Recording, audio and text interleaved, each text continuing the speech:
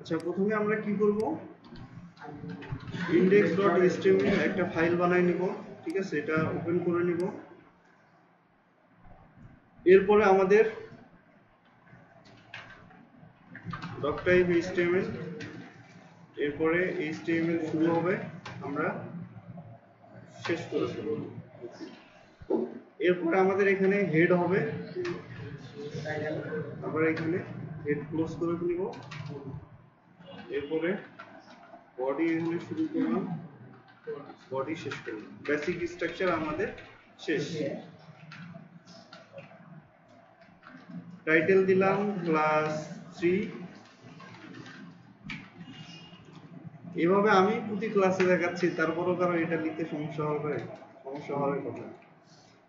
আচ্ছা, প্রথম হচ্ছে আমরা আজকে একটা এজ অন নেই, সাপোজ কোডা আইটি সলিউশন।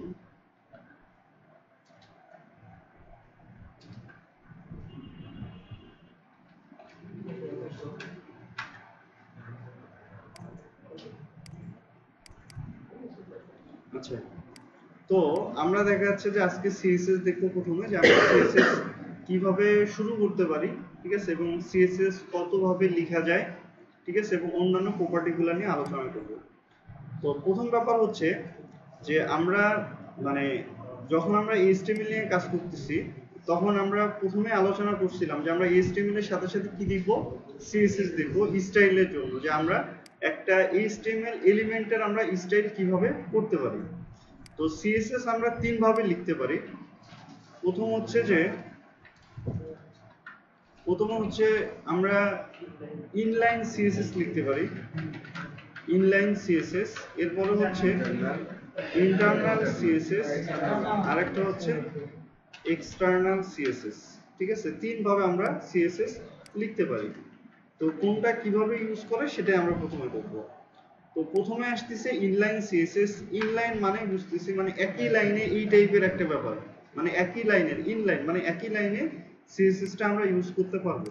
তো আমরা দেখা যাচ্ছে যে যখন আমরা এইচটিএমএল নিয়ে কাজ করতেছি, তো এইচটিএমএল আমরা বিভিন্ন ধরনের কি করতেছি, ট্যাগ নিয়ে কাজ করতেছি। ঠিক আছে, তো এই যে বিভিন্ন ধরনের ট্যাগ নিয়ে যে কাজ করতেছি, এই ট্যাগগুলোকে আমরা কি করতে পারি, স্টাইল করতে পারি।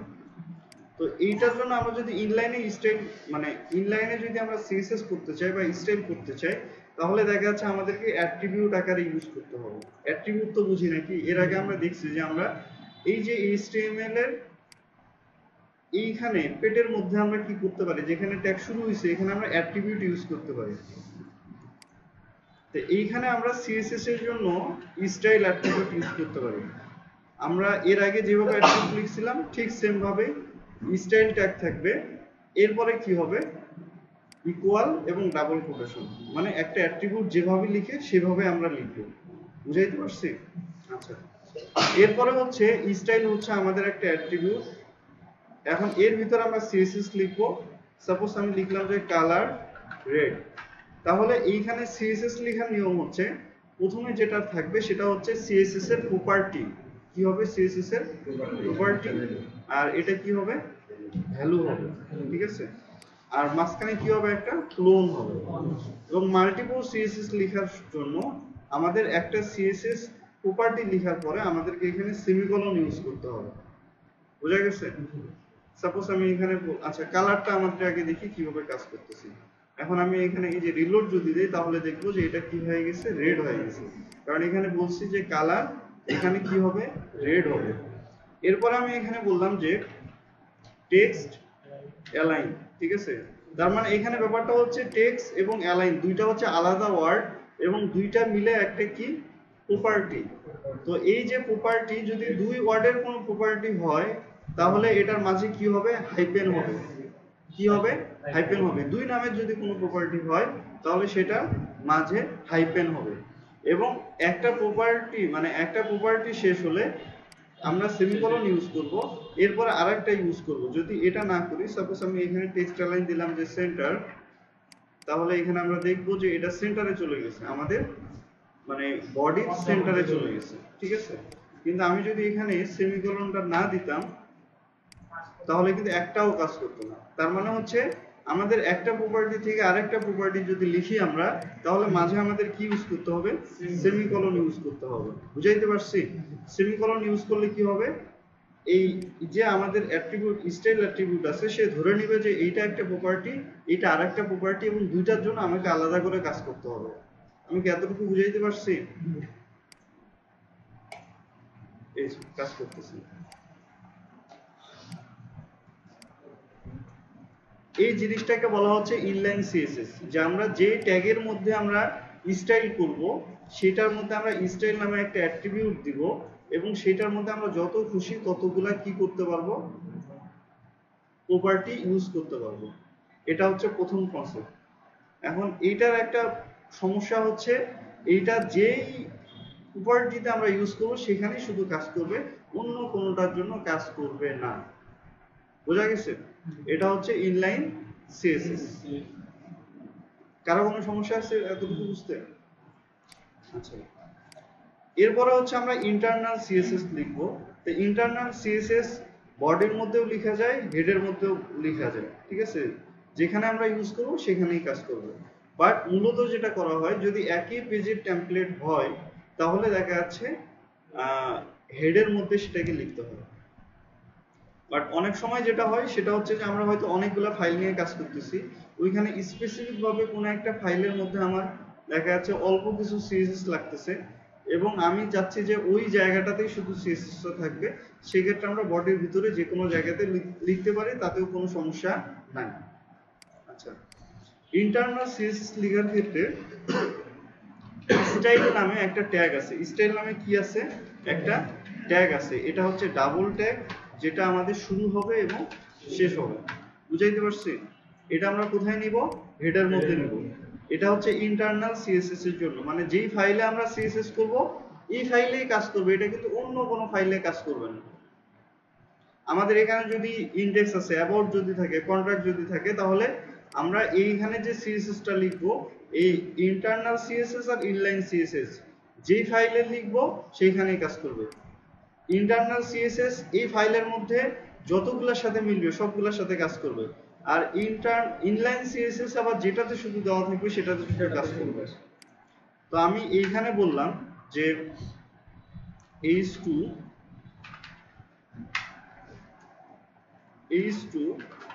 Colour green.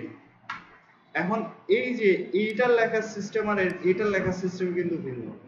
এইখানে আমি যেটা করছি, প্রথমে আমি কি নিলাম? স্টাইল একটা ট্যাগ নিলাম। সেকেন্ড আমি এখানে যেটা নিছি সেটা হচ্ছে সিলেক্টর। কি এইটা? এটাকে বলা হচ্ছে সিলেক্টর। সিলেক্টরটা কি? আমি কোন HTML এলিমেন্টের মধ্যে, HTML এর ট্যাগের মধ্যে আমি CSS টা দিতে চাচ্ছি, অ্যাপ্লাই করতে যাচ্ছি, সেই সিলেক্টরটা আগে নিতে হবে। এরপর আমাকে কি দিতে হবে? একটা সেকেন্ড ব্র্যাকেট দিতে হবে, এবং এর ভিতরে আমার প্রপার্টি এবং ভ্যালু গুলাকে দিতে হবে। তার মানে এখানে প্রপার্টি ভ্যালু লেখার সিস্টেমটা সেম, শুধুমাত্র এখানে নতুন একটা কনসেপ্ট পাইলাম, সেটা হচ্ছে যে সিলেক্টর। বুঝাইতে পারছি? এখন যদি আমি রিলোড দিই তাহলে দেখবো যে এইটাতেও কাজ করছে। আচ্ছা, এখন আমরা পার্থক্যটা দেখি। এখানে আমি কি করলাম? h2 তে এখানে 1 দিলাম, এখানে 2 দিলাম, রিলোড দেই, দেখবো দুইটাতে আমার কাজ হয়েছে না? বাট আমি এইখানে এটাকে ডুপ্লিকেট করলাম, বাট এইটার মধ্যে আমার ইনলাইন সিএসএস দেওয়া নাই, তাহলে এই যে কাজ করতেছে না। বুঝাইতে পারছি? তাহলে ইন্টারনাল সিএস ইনলাইন সিএসএস যেটার মধ্যে দেওয়া থাকবে সেটাতেই শুধু কাজ করবে, আর ইন্টারনাল সিএসএস h2 যতগুলো h2 আছে এই পেজের মধ্যে সবগুলাতে অ্যাপ্লাই হবে, যে সবগুলাতে অ্যাপ্লাই হয়েছে। কিন্তু এখানে যে আরেকটা পেজ থাকতো, যেমন এখানে আমাদের about.html, আমরা আরেকটা পেজ বানালাম। এই পেজটাকে যদি আমরা এডিট করি, ঠিক আছে, এটার মধ্যে সাপোজ আমরা বেসিক স্ট্রাকচারটা দিই, যে এটা আমাদের লাগতেছে না, এখানে বললাম যে ক্লাস 3 about পেজ।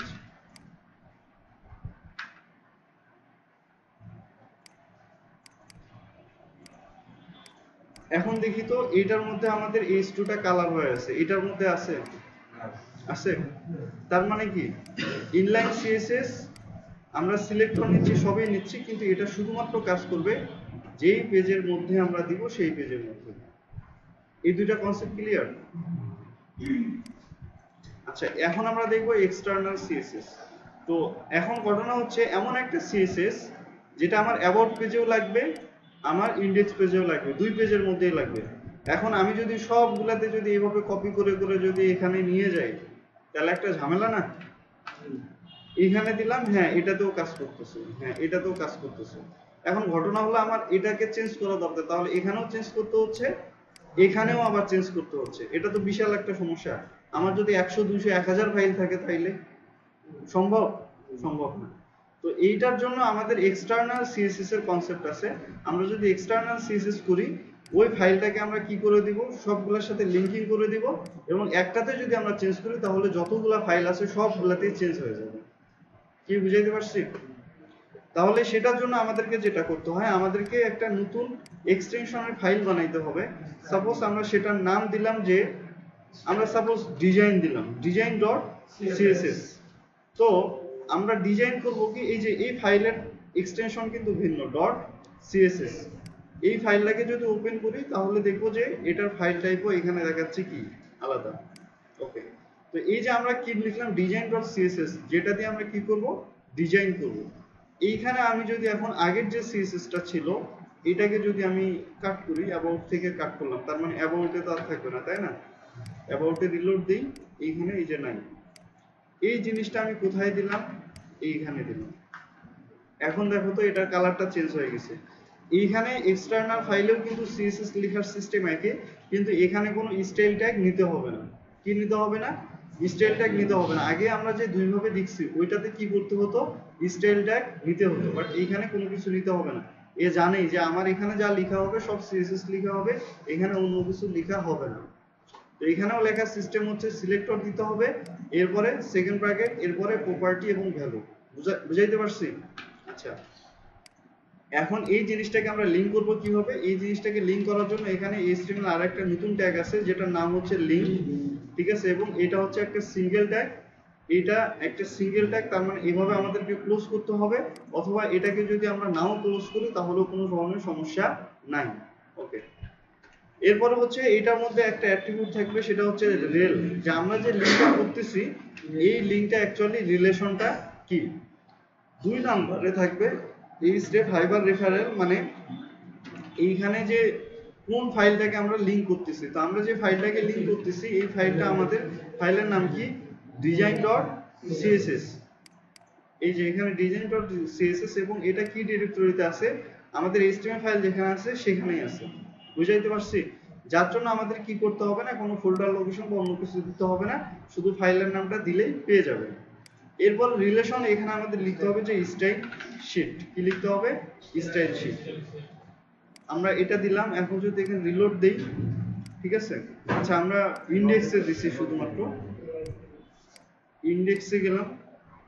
আচ্ছা, এইখানে আমাদের, আচ্ছা এটা আমরা অ্যাবাউট পেজেও দিই, কারণ হচ্ছে ইনডেক্সে তো আমাদের অনলাইন ইনলাইন সিএসএসটা করা আছে, এখানে নেই।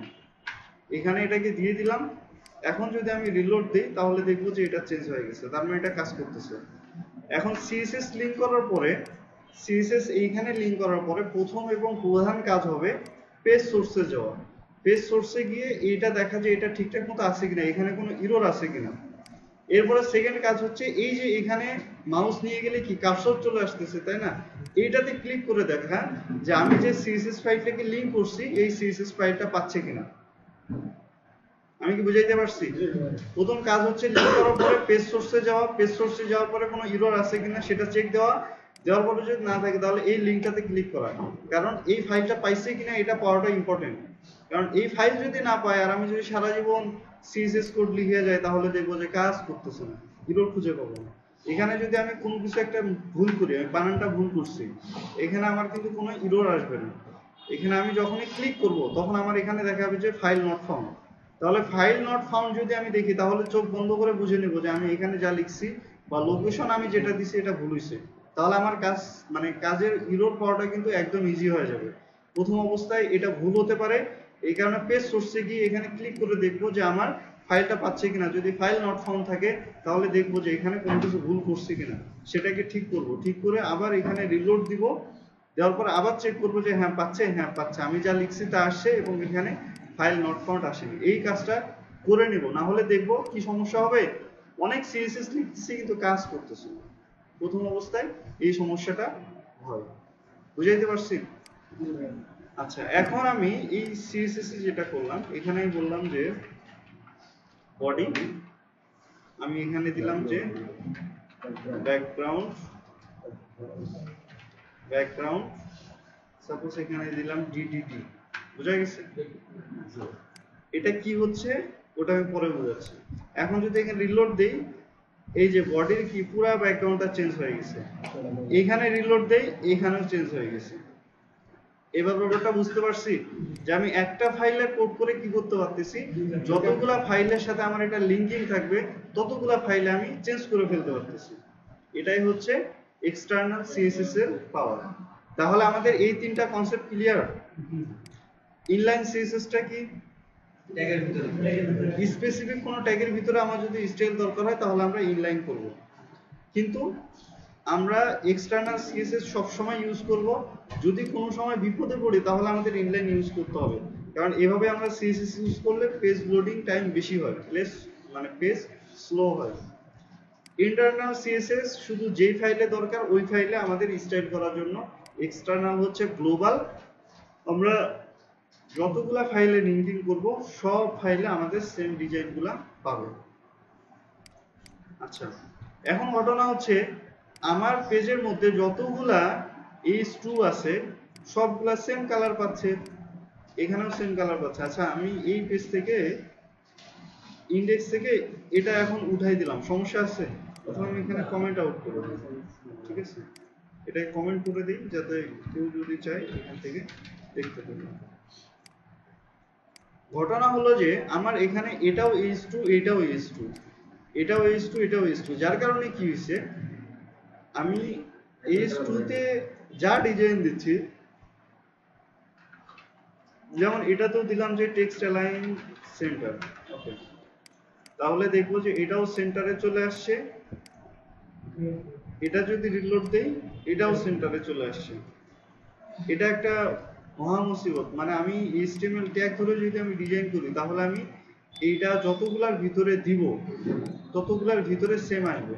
এখন আমার একটা পেজের মধ্যে তো বিভিন্ন ধরনের H2 থাকতে পারে, H2 তো আর আমার একটা থাকবে না, H1 তো আমার একটা থাকবে না, বিভিন্ন ধরনের থাকতে পারে। তো এইটার জন্য আমাদের সিলেক্টরের দুইটা কনসেপ্ট আছে, একটা হচ্ছে ক্লাস আর একটা হচ্ছে আইডি, যেটা দিয়ে আমরা কি করতে পারবো, এই জিনিসপত্রগুলোকে, একই টাইপের জিনিসপত্রগুলোকে আমরা আলাদা আলাদা করে আইডেন্টিফাই করতে পারবো। এই H2 টা কে হবে, এই H2 টা কে হবে। বুঝাইতে পারছি? কারণ একই থাকলে তো সমস্যা হচ্ছে, যা দিচ্ছি সব একই পাচ্ছে, বাট এটার কালার আমার আলাদা দরকার, সাইজ আলাদা দরকার, এটার আলাদা দরকার। এই কারণে এগুলাকে আমরা আলাদাভাবে আইডেন্টিফাই করতে পারবো। এটার জন্য আমরা এর আগে একটা অ্যাট্রিবিউট দেখছিলাম আইডি নামে, ফর্ম তৈরি করার সময় এই আইডিটা আমরা এখানে কি করতে পারবো, ইউজ করতে পারবো। এই যে আমরা এভাবে আইডি ইউজ করলাম, আইডি হচ্ছে আইডেন্টিফাই করবে যে কোনটা কি নামে থাকবে।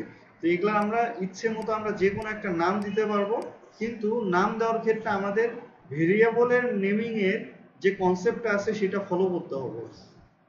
যেমন স্পেশাল ক্যারেক্টার ইউজ করা যাবে না, তারপর হচ্ছে নাম্বার দিয়ে শুরু করা যাবে না, ঠিক আছে? তারপর হচ্ছে নামের মধ্যে স্পেস রাখা যাবে না, ঠিক আছে? তারপর আর কি কি থাকে, মানে ভেরিয়েবলের জন্য যতগুলা আমাদের রিকোয়ারমেন্ট থাকে নেমের, সবগুলা রিকোয়ারমেন্ট আমাদের ফলো করতে হবে আইডি নামের ক্ষেত্রে, ঠিক আছে?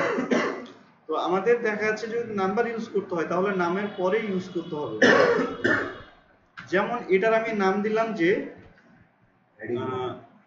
হেডিং 2, আচ্ছা এটার নাম দিলাম আমি কি, হেডিং 2। তো এই যে এখানে আমি নাম্বারটা ইউজ করছি, অবশ্যই এখানে হাইফেন ইউজ করতে হবে। এইখানে আমরা কখনো স্পেস ইউজ করতে পারবো না, কারণ আইডির নাম কিন্তু সবসময় কি হয়, একটাই হবে, আইডির নাম কখনো দুইটা হবে না। এভাবে দিলাম, অথবা আমরা এভাবেও দিতে পারি, এভাবে দিলাম। আর এটার আমি দিলাম যে হেডিং ডাবল টু। কি দিলাম? হেডিং, এটা 2 আর এটা হচ্ছে ডাবল টু।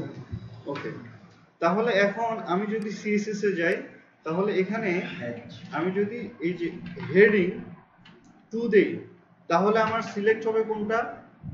প্রথমেরটা। আর যদি আমি হেভি ডাবল টু দিই, তাহলে আমার কোনটার সাথে মিলতেছে?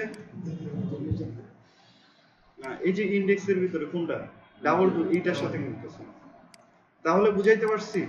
এখন ঘটনা হচ্ছে এইখানে আমরা সরাসরি যখন লিখি তখন সিএসএস ধরে নেয় যে এটা হচ্ছে একটা এইচটিএমএল ট্যাগ।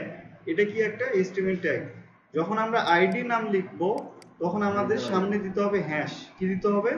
হ্যাশ দিতে হবে। তাহলে ও ধরে নিবে যে এইখানে যে সিলেক্টরটা লেখা হচ্ছে এটা কোনো এইচটিএমএল ট্যাগ না, এটা হচ্ছে একটা আইডি। বুঝাইতে পারছি? এখন আমি আইডি দিয়ে প্রথম কালার যেটা থাকবে এইটার আমি কালার দিলাম যে ব্লু কালার দিলাম, আর ডাবল টু যেটা থাকতেছে এটার আমি কালার দিলাম অরেঞ্জ কালার দিলাম। ঠিক আছে, দুইটার দুইটা কালার দিলাম। এখন যে আমি ইন্ডেক্সে গিয়ে যদি এখন রিলোড দিই, তাহলে দেখবো যে এটার কালারটা ব্লু হয়ে গেছে, এটার কালারটা অরেঞ্জ হয়ে গেছে। তার মানে আমরা দুইটাকে আলাদা করতে পারতেছি। আমি কি ব্যাপারটা বুঝাইতে পারতেছি? তাহলে আমরা একই জিনিসের আমরা নাম আইডেন্টিফাই করে দিতে পারি কিসের মাধ্যমে? আইডির মাধ্যমে। এই আইডি ধরে এখন আমরা সিএসএস এ যা ইচ্ছা তাই করতে পারবো। ঠিক আছে, কাউকে আমরা বড় করতে পারবো। আমরা এই যে হেডিং টু, এটাকে বললাম যে ফন্ট সাইজ 100 পিক্সেল, তাহলে দেখবো যে এটা সবার থেকে বড় হয়ে যাবে, এই বড় থেকেও বড় হয়ে গেছে। বুঝাইতে পারছি? এটা আবার কি এরকম আছে। ওইটাকে যদি আমরা আবার পিচ্চি বানাই দিতে চাই, তাহলে দেখা যাচ্ছে যে আমরা এখানে ফন্ট সাইজ দিলাম সাপোজ 20 পিক্সেল। ঠিক আছে, দেখবো যে ছোট, আরো ছোট করে দেয়, এটাকে 10 পিক্সেল করে দেয়, দেখবো যে একবারে ছোট হয়ে যাবে, পিচ্চি হয়ে যাবে। এই যে চোখে দেখা যায় না। আমি কি বুঝাইতে পারছি? তার মানে আমরা এইরকম করে আলাদাভাবে আইডেন্টিফাই করে আমরা কি করতে পারি? সবগুলাকে আমরা চেঞ্জ করতে পারি। এখন ঘটনা হচ্ছে এই যে এখানে আমরা এইচ2 নিয়ে রাখছি যে অলরেডি, তাহলে এটাকে আমরা ইউজ করতে পারবো না? অবশ্যই ইউজ করতে পারবো, কিন্তু এইখানে আমরা যে সিএসএসটা ইউজ করব সেটা সবগুলোর ক্ষেত্রেই কাজ করবে। যেমন এইখানে আমরা বললাম যে টেক্সট ট্রান্সফর্ম আপার কেস। এখন যদি রিলোড দিই, তাহলে দেখবো এইটা সব বড় হাতের হয়ে গেছে, এইটাও সব বড় হাতের হয়ে গেছে। বুঝতে পারছি? তার মানে এইখানে আমরা যেটা লিখবো এটা আমাদের কি করবে? সবগুলার ক্ষেত্রে কাজ করবে। এখন ঘটনা হচ্ছে তাইলে এইখানে কালারগুলো আলাদা হলো কেন? এইখানে কালারগুলো আলাদা হওয়ার ক্ষেত্রে একটা জাদু আছে। এই জাদুটা হচ্ছে যখন আমরা সিএসএস উপরে লিখবো, সেম সিএসএস আমরা নিচেও লিখবো, তখন নিচেরটার প্রায়োরিটি বেশি পাবে, উপরেরটা কমে যাবে। তো সেম অ্যাট্রিবিউট মানে সেম অ্যাট্রিবিউট প্রপার্টি যখন আমরা ইউজ করব, সেম প্রপার্টি এখানেও কালার এখানেও কি কালার, সেম প্রপার্টি যখন আমরা ইউজ করব তখন উপরেরটার কাজ না করে নিচে যেটা আমরা দিব সেটাই কাজ করবে। বুঝাইতে পারছি? এখন এটা আমরা বুঝবো কিভাবে? এখানে যদি আমরা ইন্সপেক্ট এলিমেন্ট করি, তাহলে আমরা দেখব যে এইখানে H2 তে আমি যখন গেছি তখন এই যে আমার H2 দিয়ে আমার যে সিএসএস গুলা সেই এগুলাও দেখা যাচ্ছে। টেক্সট ট্রান্সফর্ম দিছি, কালার দিছি। এইখানে কি কাজটা হয়েছে? আমি হেডিং এর ভিতরে যে কালারটা দিছি এই কালারটা কাজ করতেছে, আর আগের যে কালারটা ছিল এটা কি হয়েছে? কেটে গেছে। তার মানে বুঝতে পারতেছি এটার প্রায়োরিটি বেশি, এটার প্রায়োরিটি কম, যার কারণে কি হয়েছে? এটা আমার কেটে গেছে। এখন ঘটনাক্রমে আমি যদি এই সিএসএসটাকে কাট করে যদি এই সিএসএস গুলার নিচে দেই, তাহলে আবার এটার প্রায়োরিটি বেশি থাকবে, তাই না? এখন যদি রিলোড দেই, আচ্ছা আচ্ছা, এইখানে একটা ব্যাপার আছে, সেটা হচ্ছে এই যে আইডি দিয়ে স্পেসিফিক করে দেওয়া আছে, এই কারণে এটা কিন্তু বেশি হচ্ছে। আচ্ছা আচ্ছা, এখন কথা হচ্ছে এইখানে আরেকটা ব্যাপার বোঝাই, যেহেতু আমরা এটাই দেখতেছিলাম। এইখানে উপরে নিচে কি আছে আমি জানি না, বাট আমি এইটাকে কাজ করাতেই চাই। ঠিক আছে, সেক্ষেত্রে আমাদের এখানে আরেকটা ভ্যালু আছে যেটাকে বলা হচ্ছে যে ইম্পর্টেন্ট। আমরা এরকম যে কোনো ভ্যালুর পরে স্পেস দিয়ে এইভাবে ইম্পর্টেন্ট যদি আমরা লিখে দিই, তাহলে ও ধরে নিবে যে এখানে যা আছে এগুলাকে আর ইউজ না করে আমার যেটা দেওয়া আছে সেটাকে কাজ করাতে হবে। এই যে এটার কালারও গ্রিন হয়েছে, এটার কালারও গ্রিন হয়েছে। আমি কি বুঝাইতে পারছি? তার মানে সিরিয়ালটা হচ্ছে মেইন কথা। যদি উপরে যেটা থাকবে সেটার প্রায়োরিটি কম থাকবে, নিচে যেগুলো থাকবে সেগুলোর প্রায়োরিটি বেশি থাকবে। আর যদি কোনোটাতে ইম্পর্টেন্ট করে দেওয়া থাকে তাহলে দেখা যাচ্ছে নর্মাল ভ্যালুগুলা সেটার কাজ না করে ইম্পর্টেন্ট যেটা থাকবে সেটা কাজ করবে। এখন এই ইম্পর্টেন্ট যদি এইটাতে দেওয়া থাকে তাহলে আবার ওই যে আবার তখন সে সিরিয়াল মেইনটেইন করবে, যে সিরিয়ালি যদি আসি তাহলে কোনটাতে ইম্পর্টেন্ট আগে আছে কোনটাতে পরে আছে। ও দেখতেছে ওটা তো আগের ইম্পর্টেন্ট, ওটা বাদ, তাহলে পরে ইম্পর্টেন্ট যেটা সেটা কাজ করবে। Concept clear? আমার মনে হয় আমি বুঝাইতে পারছি। তাহলে আমরা আইডি নেমিং এর ক্ষেত্রে আমরা ভেরিয়েবলের যে নেমিং কনসেপ্ট সেটা আমরা ফলো করব।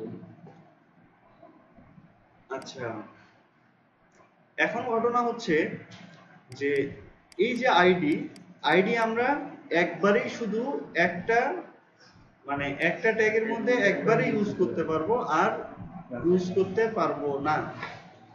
কিন্তু এখানে আরেকটা কনসেপ্ট আছে যেটার নাম হচ্ছে যে ক্লাস। এটাও আইডেন্টিফাই করার জন্য ইউজ করা হয়।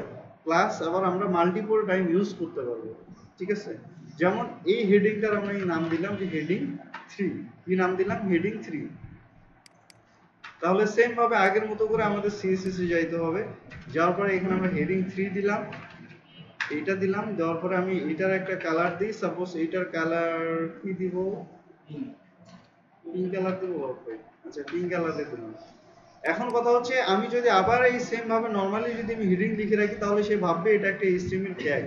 কিন্তু যদি ক্লাস হয় তাহলে আমাদেরকে এখানে দিতে হবে কি? ডট দিতে হবে। তাহলে এই যে ডট দিলে সে ভাববে যে এটা হচ্ছে একটা ক্লাস, ঠিক আছে? এখন যদি আমি এখানে রিলোড দেই তাহলে দেখবো যে এই যে পিঙ্ক কালার হয়ে গেছে। এটা দেখা যায় না, এটা চেঞ্জ করতে হবে। ভালো কালার দিতে হবে, রেড দেই। আচ্ছা, রেড দিলাম। এই যে এবার দেখা যাচ্ছে তার মানে কি কালার চেঞ্জ হয়ে গেছে, ঠিক আছে? আচ্ছা, এখন মজার ব্যাপার হচ্ছে এইখানে আমি একটা ক্লাস দিছিলাম, তাই না? এইখানে আমি স্পেস দিয়ে আরো একটা ক্লাস দিতে পারবো, ঠিক আছে? এইখানে আমি যতগুলা স্পেস থাকবে ততগুলো আমি ক্লাস দিতে পারবো। সাপোজ এটার আমি ক্লাসের নাম দিলাম কি? অ্যালাইনমেন্ট, ঠিক আছে? অথবা আমি এখানে বললাম যে অ্যালাইন সেন্টার। কি দিলাম? Align centre. আমি কিন্তু ক্লাসের নাম দিছি। এখন আমি ক্লাসে যদি যাই তাহলে এখানে আমি যদি বলি যে অ্যালাইন সেন্টার যেটা থাকবে এটা টেক্সট অ্যালাইন কি থাকবে? সেন্টারে চলে যাবে। বুঝাইতে পারছি? ডট দিয়ে দিছি, একাধিক ক্লাস ইউজ করতেছি, এই যে সেন্টারে চলে আসছে। Concept clear? তাহলে আমরা স্পেস দিয়ে দিয়ে আমরা কি করতে পারবো? একটা ক্লাসের মধ্যে একাধিক ক্লাস ইউজ করতে পারবো। এটা তো নেমগুলো হচ্ছে না, ক্লাসের নামগুলো। হ্যাঁ, ক্লাসের নাম। এটা দিয়েও যেটা কাজ হবে এটা দিয়েও সেম কাজ হবে। সেম ক্লাস, হ্যাঁ সেম কাজ হবে, ঠিক আছে? এটা হচ্ছে ক্লাসের নাম। এখন এটার ভিতরে আমরা কি প্রপার্টি দিয়ে তার ভিতরে কি পাওয়ার দেবো সেটা আমাদের ব্যাপার, ঠিক আছে? বাট আমরা এখানে আইডির ক্ষেত্রে একাধিক আইডি ইউজ করতে পারবো না। এখানে যদি আমি আরেকটা লিখি আইডি, ঠিক আছে? এখানে আমি আরেকটা আইডি লিখে দিলাম, দেখবো যে এখানে একটাও কাজ করবে না। এই যে কাজ করতেছে, একটাও কাজ করতেছে না। তো আইডির ক্ষেত্রে আমরা কখনো দুইটা কখনো ইউজ করতে পারবো না, এটা সবসময় মনে রাখবো। আমরা যদি ক্লাস ইউজ করি তাহলে আমরা একাধিক ক্লাস ইউজ করতে পারবো, এতে কোনো ধরনের সমস্যা হবে না। যত ইচ্ছা ততগুলা ক্লাস আমরা ইউজ করতে পারবো। Concept clear? আচ্ছা, এখন কথা হচ্ছে এই সিএসএস এর ভিতরে এই যে H3 এর আমি যে ডিজাইনটা দিছি এটা আমি চাচ্ছি যে আমার হেডিং 2 এর যে ডিজাইনটা আছে সেম টাইপ হবে। এখন আমি যদি এটাকে ডুপ্লিকেট করে নেই তাহলে কিন্তু ডাবল হয়ে গেল। কিন্তু না, আমি যখন চাইবো যে কোনো একটা স্টাইল আমার অলরেডি লিখে আছে এটা আমার আরেকটা মানে সিলেক্টরের জন্যও কাজ করবে, তখন আমরা এখানে কমা ইউজ করতে পারবো। কি ইউজ করতে পারবো? কমা ইউজ করতে পারবো। কমা ইউজ করে আমরা দেখা যাচ্ছে ওই সিলেক্টরের কি দিতে পারবো? কমা ইউজ করে ওই সিলেক্টরটা আমরা দিয়ে দিতে পারবো। বুঝাইতে পারছি? তাহলে কি হবে? এই যে সিএসএসটা আমার এটার জন্য কাজ করবে, আমার এটার জন্য কাজ করবে। এখন যদি আমি এখানে রিলোড দেই তাহলে দেখবো যে এই যে নিচের এটাও কি সেম হয়ে গেছে। মানে এইটাতে যেটা ছিল কালার ছিল আর ফন্ট সাইজ ছিল, কালারও চেঞ্জ হয়েছে, ফন্ট সাইজও চেঞ্জ হয়েছে। ঠিক আছে, আমি কি বুঝাইতে পারছি? তাহলে কমা দিয়ে দিয়ে আমরা কি করতে পারবো, একই সিএসএস সবগুলোর জন্য ইউজ করতে পারবো। এখন আমরা যদি অ্যাবাউটে যাই তাহলে দেখবো অ্যাবাউটে এই চেঞ্জটা আসেনি। কেন আসেনি? অ্যাবাউটে আমাদের ক্লাসগুলো দেওয়া নাই। তো আমরা যদি এটাকে কপি করে নিয়ে সরি এই যে এটাকে কপি করে নিয়ে আমরা যদি ক্লাসগুলো সহ এটা যদি আমরা বসাই দিই তাহলে কি সেম ক্লাসগুলো পাচ্ছে না? এখন যদি এখানে রিলোড দেই তাহলে দেখবো যে আমাদের এখানেও পাইছে। আচ্ছা, এগুলো আমি নরমাল মোডে জুম করা আছে। এই যে এই পেজেও পাইছে, এই পেজেও পাইছে। কাজটা আমার ইজি হইলো না? যে আমি একই সিএসএস এখন আমি যেখানে ইচ্ছে সেখানে আমরা একটা চেঞ্জ করলে আমার সব জায়গাতেই চেঞ্জ হয়ে যাবে। এতটুকুতে কারো কোনো সমস্যা আছে?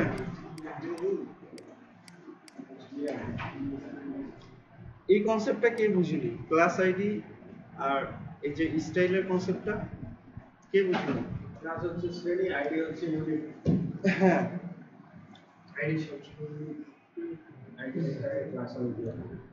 আইডি সবসময় ইউনিক হবে। ঠিক আছে, একই আইডি আমরা বিভিন্ন জায়গায় ইউজ করতে পারবো, কিন্তু সেক্ষেত্রে মানে একবার ইউজ করব। হ্যাঁ,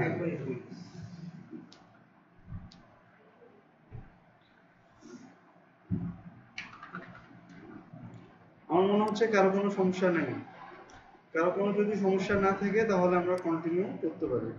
তো আমরা প্রথমে যেটা দেখবো সেটা হচ্ছে যে আমরা মানে আমাদের এসটিএমএল শেষ। এসটিএমএল কি শেষ? না না, এস্টিমেট শেষ না। এস্টিমেট শেষ হইলে কিভাবে হয়? এখন ঘটনা হচ্ছে আমি যদি শুধু এস্টিমেল দেখাই তাহলে সেই জিনিসটা খুব একটা ভালো হবে না। ঠিক আছে, কারণ হচ্ছে অতটা আসলে বুঝতে পারবো না। আর এই সিএসএসটা আমরা আজকে বুঝলাম। নেক্সটে আমরা যেটা করব সেটা হচ্ছে আমরা এস্টিমেল কিভাবে মানে সাজাবো, সেটার প্রেক্ষিতে আমরা সিএসএস নিয়ে কিভাবে কাজ করতে পারি সব জিনিসপত্রগুলাই দেখানো হবে। তাহলে কি হবে, জিনিসটা সুন্দর হবে। ঠিক আছে, কারণ এই দুইটা কিন্তু দুজনের পরিপূরক, মানে একজন ছাড়া কিন্তু আরেকজন কখনো হবে না। ঠিক আছে, আচ্ছা এখন আমরা এই যে H1 আছে, H1 এর মধ্যে আমরা কি কি জিনিসপত্র ইউজ করতে পারি সেই জিনিসটা দেখব। তো তার আগে প্রথমেই আমরা আসতেছে কালার। ঠিক আছে, তো কালারের কনসেপ্টটা আমি একটু ক্লিয়ার করব। সেটা হচ্ছে যে কালারে আমরা কি কি ইউজ করতে পারি এবং কি কি কালার আছে। তো আমরা যদি HTML কালার লিস্ট লিখে যদি সার্চ করি তাহলে দেখব যে আমরা কালার নেম, ঠিক আছে, বিভিন্ন ওয়েবসাইট পাবো, W3 স্কুলও পাবো। এই যে কালারের নেম আছে, অনেক কালার আছে, বুঝাইতে পারছি? এখন ঘটনা হলো যে এই যে মানে যেগুলা কালার ডাবল সেগুলা কি কোনো স্পেস নেই, সরাসরি নামগুলো এইভাবে বলবে যে লাইট গ্রিন। ঠিক আছে, আমি যদি এখানে কালার দিই লাইট গ্রিন তাহলে আমাদের এটার কালারটা চেঞ্জ হয়ে যাবে, এই যে লাইট গ্রিন হয়ে গেছে। বুঝাইতে পারছি? ঘটনা হচ্ছে যে এই যে এত এত কালার, কালারের তো নাম মনে রাখা সম্ভব না। আবার আমি হয়তো যে কালারটা নিতে চাচ্ছি এই কালারের আমি নামে জানি না, ব্যাপারটা এমন হতে পারে না? তো আমি কি করব, দেখা যাচ্ছে যে এইখানে আমার এতগুলা কালারের নাম রাখা মনে রাখার কোনো দরকারই নেই, বা আমার এটা আসলে এটা নিয়ে কোনো চিন্তা করার দরকার নেই। এখানে কালারের নাম আছে, যদি কারো দরকার হয় তাহলে দেখা যাচ্ছে যে আমরা সেগুলা দেখে নেব। এখন ঘটনা হচ্ছে প্রত্যেকটা কালারের একটা কালার কোড আছে। এটা এই যে একটা হেক্স কোড আছে, 6 ডিজিটের একটা কি আছে, হেক্স কোড আছে। এই যে প্রত্যেকটার হেক্স কোড কিন্তু আলাদা আলাদা। ঠিক আছে, এই যে হেক্স কোডটা আছে এই হেক্স কোডটা দিয়ে আমরা কালার কিভাবে ইউজ করতে পারি সেটাই হচ্ছে আমাদের কাজ। প্রথম কথা হচ্ছে যে আমরা যে কালারের মানে এখানে নামগুলা দেখতেছি, ঠিক আছে, এই নামগুলা ইউজ করব মানে আমরা কালারের পরে যদি আমরা সরাসরি কালারের নামগুলা লিখে দিই তাহলে কিন্তু আমরা সেই কালারটা দেখতে পাবো। এটা তো অলরেডি আমরা বুঝতে পারছি, তাই না? এটা তো আমরা বুঝতে পারছি। এখন ঘটনা হচ্ছে যে এই যে যদি আমরা হেক্স কোড ইউজ করি কখনো, তাহলে দেখা যাচ্ছে যে আমাদের তখন সামনে একটা কি দিতে হবে, হ্যাশ দিতে হবে। হ্যাশ যদি দিই তাহলে দেখা যাচ্ছে এই কোডের যে কালার সেই কালারটা আমাদের চলে আসবে। এই যে কালারটা চলে আসছে, বাট হ্যাশ যদি আমরা মিস্টেক করি তাহলে দেখবো যে এটার কোনো কালার পাবে না। এই যে কালার কিন্তু কাজ করতেছে না, বাই ডিফল্ট কি চলে আসবে, ব্ল্যাক চলে আসবে। ঠিক আছে, তো তো আমাদের কাজ হচ্ছে যে এই যে কালারগুলো যে আমরা ইউজ করব, কালার কোডের ব্যাপারগুলো আইডিয়া নেওয়া, যে আমরা কালার কোডগুলো কোথায় পাইতে পারি। তো আমরা যদি গুগলে কালার লিস্ট লিখে সার্চ করি, যে HTML কালার লিস্ট, তাহলেই দেখবো যে আমাদের এখানে নামও চলে আসবে এবং এইটার যে কোড, এই কোডটা সহই কিন্তু আমরা কালারগুলা পাবো। এটা বুঝাইতে পারছি? আচ্ছা, এই যে এখানে দিলেই কিন্তু চেঞ্জ হয়ে যাচ্ছে। এটা হচ্ছে প্রথম হচ্ছে কালার নেম। আমরা কালার নেম লিখলেও কালার পাবো, হেক্স কোড দিলেও আমরা কি পাবো, কালার পাবো। এরপর আমাদের RGB কোডের একটা কনসেপ্ট আছে, এই কোডটা আমাদেরকে বুঝতে হবে। এখন আমাদের অনেক সময় এরকম হয় যে আমরা যে কালারটা দিচ্ছি এই কালারটা কি হবে, ট্রান্সপারেন্ট হবে। ট্রান্সপারেন্ট কালার বুঝি তো, মানে একটা দিয়ে আর একটা ভিতরে কি আছে দেখা যাবে, ঠিক আছে? যেমন এই যে এইখানে এটা আমরা কিভাবে করব, সেটা হচ্ছে সাপোজ এই যে H1 যেটা নিছি আমি, এটাকে আমি একটু বড় করে দিই, ফন্ট সাইজ আমি সাপোজ 100 পিক্সেলে করে দিই, আর এটার আমি একটা ব্যাকগ্রাউন্ড কালার নিই, রেড নিলাম। এখন যদি রিলোড দিই, আচ্ছা কালারটা আমি দেখা যাচ্ছে হোয়াইট করে দিই।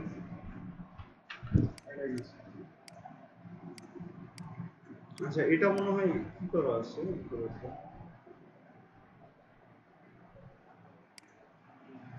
ও আচ্ছা এখানে ইনলাইন সিএসএস ছিল, ঠিক আছে, এই কারণে এই সমস্যা হচ্ছে। তো আমরা কি করব, এটাকে ইম্পর্টেন্ট করে দেব। আচ্ছা, তো এইখানে আমি যে কালারটা নিছি, এই কালারটা রেড নেওয়ার কারণে কি হচ্ছে, মানে এখানে রেড অ্যাকচুয়ালি না, আমি যেই ব্যাকগ্রাউন্ড কালারে নেই, যদি এই ব্যাকগ্রাউন্ড কালারটাও নেই এখানে, আচ্ছা এটাকে আমি নিচে নিয়ে আসি যাতে বুঝতে সুবিধা হয়। তো এইখানে আমি যে কালারটা নিচ্ছি, এই কালারটা দিয়ে পিছনের এই আমার যে গ্রে কালারটা আছে, এটাকে বোঝা যাচ্ছে একটু বোঝা যাচ্ছে না। কিন্তু আমি চাচ্ছি যে আমার এখানে টেক্সটের মানে যে ব্যাকগ্রাউন্ড কালারটা থাকবে এটা ট্রান্সপারেন্ট হবে, মানে এইটার ভিতর দিয়ে পিছনে কি আছে এটা দেখা যাবে। বুঝাইতে পারছি? এইটা যদি আমরা কখনো করতে চাই তাহলে অবশ্যই আমাদেরকে RGB কালার কোড ইউজ করতে হবে। আমরা কালারের নাম অথবা হেক্স কোড যদি দেই, এটাকে বলা হচ্ছে কি কালারের হেক্স কোড। হেক্স কোড অথবা কালারের নাম যদি দেই তাহলে আমরা এই জিনিসটা কখনো দেখতে পাবো না। তো আমরা দেখা যাচ্ছে এই কালারটারে আমরা দেখা যাচ্ছে RGB কোডটা নিলাম।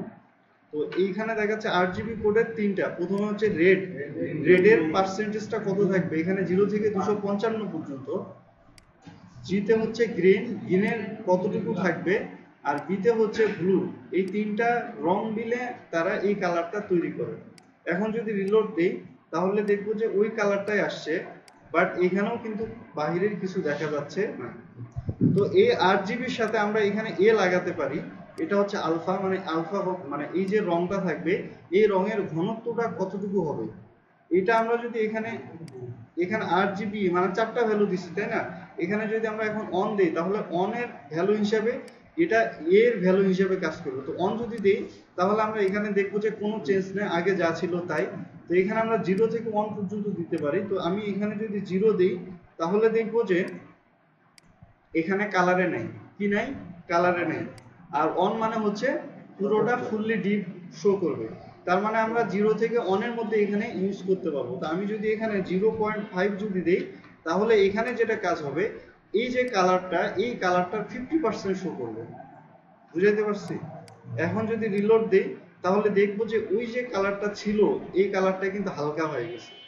এটা যদি ব্যাকগ্রাউন্ডে একটা ইমেজ থাকতো তাহলে আমরা আরো ইজিলি বুঝতে পারতাম। ঠিক আছে, আমরা এক কাজ করি, একটা ব্যাকগ্রাউন্ড ইমেজ সেট করি। সাপোজ এখানে বললাম যে ব্যাকগ্রাউন্ড ইমেজ। RGBর কনসেপ্টটা কি সবার কাছে নতুন না আগে থেকে অনেকে জানতাম? আচ্ছা এই কালারটা ইউজ করি, এটা বোঝা যাবে। এখানে আমি কপি ইমেজ লিংক নিলাম। তো আমি কি করব, বডির যে ব্যাকগ্রাউন্ড আছে, যে বডির ব্যাকগ্রাউন্ডে আমি এখানে ইমেজ ইউজ করা যায় ইউআরএল, আমি এখানে ইউআরএল দিয়ে শুধু ইমেজটা ইউজ করে দিলাম। এটা নিয়ে ব্যাকগ্রাউন্ড ইমেজ এই সেই এটা নিয়ে অনেক আলোচনা আছে, আমি সেগুলো বিস্তারিত দেখাবো। শুধু এইটা বোঝানোর জন্য, এই যে দেখো, আচ্ছা অন্য কালার দিই, এই কালার ওই কালার সেম হবে। সাপোজ এই কালারটা দিই, এই ইমেজটা দিই, এই গাছের ইমেজটা।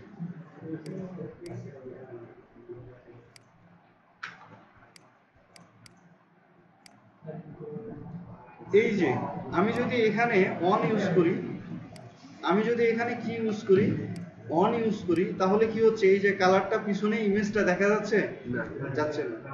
বাট আমি যদি এখানে জিরো ইউজ করি তাহলে দেখবো যে কালারে নেই, এই যে কালারে নেই। আর আমি যখন এখানে আমি অন থেকে জিরো থেকে অনের মধ্যে কোনো একটা ভ্যালু ইউজ করব, তখন দেখা যাবে আমি যে ভ্যালুটা ইউজ করব সেই অনুযায়ী এটা ট্রান্সপারেন্ট হবে, যে এই যে পিছনে যে ইমেজটা এটা দেখা যাচ্ছে। আমি কি বুঝাইতে পারছি?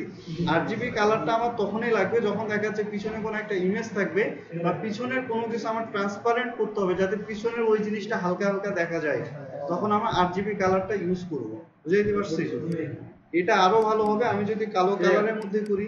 ঠিক আছে, যে কালো কালারের মধ্যে করলাম, কালো কালারের ঘনত্বটা আমি কমাই দিলাম। এই যে আমরা বিভিন্ন ওয়েবসাইটে এই জিনিসটা দেখবো যে পিছনের জিনিসটা আমাদের দেখা যাচ্ছে। আমি কি বুঝাইতে পারছি? এখানে অবশ্যই RGBA দিতে হবে, এ যদি না থাকে তাহলে কিন্তু এটা আবার কাজ করবে না। ঠিক আছে না? ভাই শুধু লেখাটুকু অনুযায়ী কালারটা থাকবে, তাহলে কি করা যায়? লেখাটুকু সেটাও আমরা করতে পারবো, সেটা হচ্ছে যে ওইটা আলাদা একটা কনসেপ্ট, আমি পরে বুঝাইতাম, যেহেতু বলছে আমি এটা করে দিই। সেটা হচ্ছে এইখানে আমাদের ডিসপ্লে ইউজ করতে হবে, ডিসপ্লের ব্যাপারটা ভিন্ন, ও ফুল স্ক্রিন হয়ে আছে, আমাদের এখানে করতে হবে ডিসপ্লে ইনলাইন, তাহলে তার যতটুকু জায়গা ততটুকু জায়গা নেবে। এই যে যতটুকু জায়গা দরকার ততটুকু জায়গায় শুধু কালারটা নিছে, আর অন্য কোথাও কিন্তু নাই। বুঝাইতে পারছি? তো এটা ভিন্ন একটা জিনিস, এটা আমি পরবর্তীতে ডিটেইলস বুঝাবো। ঠিক আছে, এক একটা করে প্রপার্টি। বাট এখন আমি যে কালারটা বুঝাচ্ছি, এই কালারটা সবার বুঝে আসছে কিনা?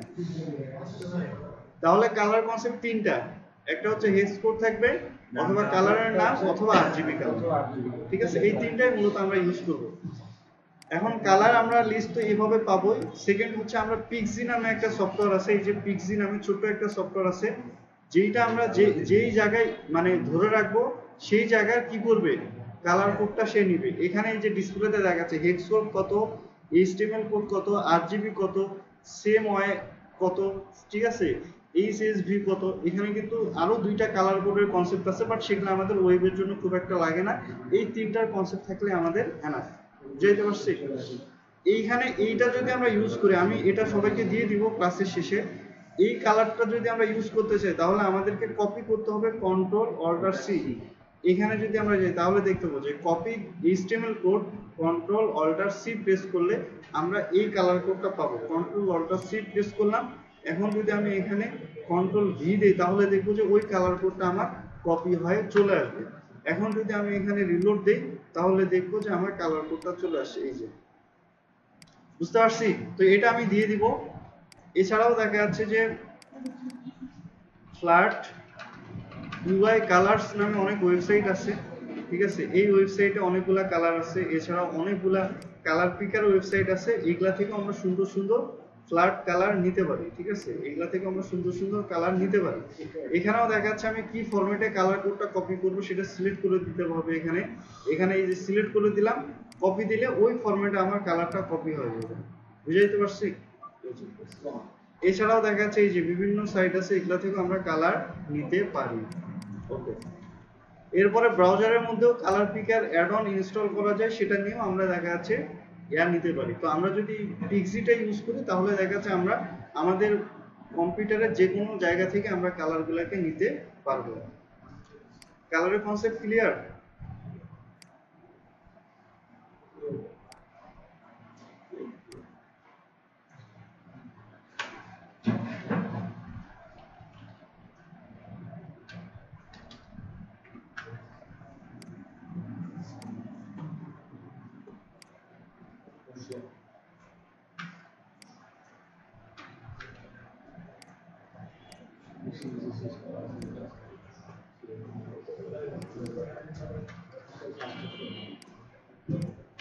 ওকে, এখন একটু দেখি, সেটা হচ্ছে যে আমরা টেক্সটের জন্য কয়েকটা জিনিস দেখলাম। একটা হচ্ছে ফন্ট সাইজ, যেটা দিয়ে এটাকে ছোট করা যায়, বড় করা যায়। 2 নাম্বার হচ্ছে কালার, যেটা দিয়ে এটার কালারটা চেঞ্জ করা যায়। 3 নাম্বার হচ্ছে আমরা ব্যাকগ্রাউন্ড দেখছি, যেটা দিয়ে টেক্সটের ব্যাকগ্রাউন্ড দিয়ে দেওয়া যায়। ওকে, এরপরে হচ্ছে আমরা টেক্সট অ্যালাইন দেখছিলাম। তো টেক্সট অ্যালাইনটা হচ্ছে আমরা যদি সেন্টার দেই তাহলে কি হবে, এটা মাঝখানে চলে যাবে, এটা আমাদের মাঝখানে চলে যাবে।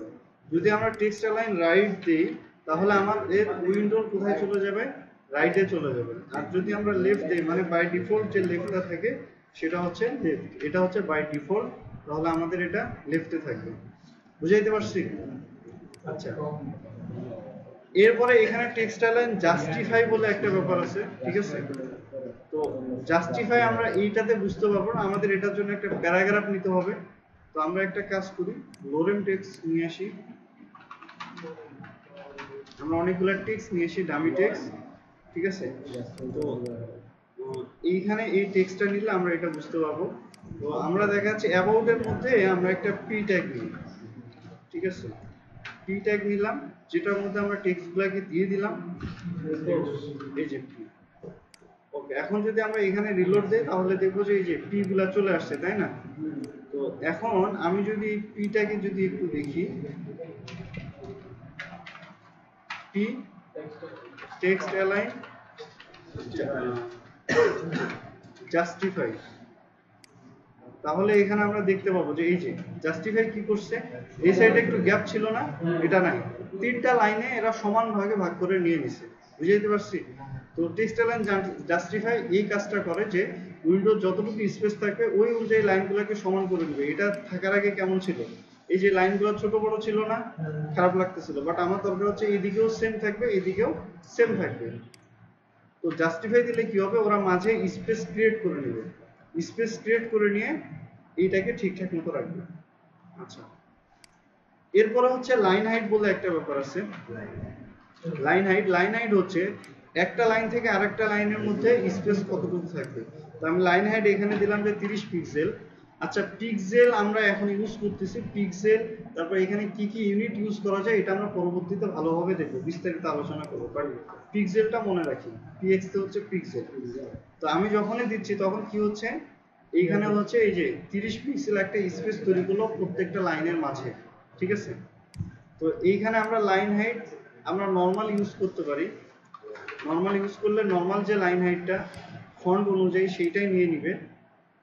আর যদি আমরা এখানে ফিক্স করে দিই যে না 30 পিক্সেল হবে অথবা 50 পিক্সেল হবে, তাহলে দেখা যাচ্ছে সেই স্পেসটাই এখানে পাবে। বুঝাইতে পারছি? আচ্ছা, এরপর হচ্ছে ওয়ার্ড স্পেসিং। ওয়ার্ড স্পেসিং আমি এখানে দিলাম যে 50 পিক্সেল। ওয়ার্ড স্পেসিং কি করবে, একটা ওয়ার্ড থেকে এই যে একটা ওয়ার্ড থেকে আরেকটা ওয়ার্ডের মধ্যে আমার কি করবে, স্পেস তৈরি করবে, যে একটা ওয়ার্ড থেকে আরেকটা ওয়ার্ড কত দূরে থাকবে। বুঝাইতে পারছি? তো এখানে word spacing, just text align, line height, word spacing, এটা বুঝলাম তো নাকি? আচ্ছা, এরপরে হচ্ছে টেক্সট ট্রান্সফর্ম। টেক্সট ট্রান্সফর্ম যদি আমরা দিই যে এখানে আপার কেস, ঠিক আছে, আপার কেস, তাহলে দেখবো যে এইখানে আমাদের যে টেক্সটটা থাকবে সেটা কি হবে, বড় হাতের থাকুক ছোট হাতের থাকুক যাই থাকুক না কেন আউটপুটটা আসবে কি, বড় হাতের। আর এখানে যদি আমরা দিই লোয়ার কেস, ঠিক আছে, লোয়ার কেস যদি আমরা দিই তাহলে এখানে দেখবো আমরা কোনটার ক্ষেত্রে ইউজ করতেছি। এখানে ঝামেলা হয়ে গেছে কি, যে ইনলাইনে মনে হয় কিছু দেওয়া আছে। আচ্ছা, এই দুইটা তো না, এইটা আমরা দেখতেছি, এই টেক্সট গুলাকে হাইড করে দিই।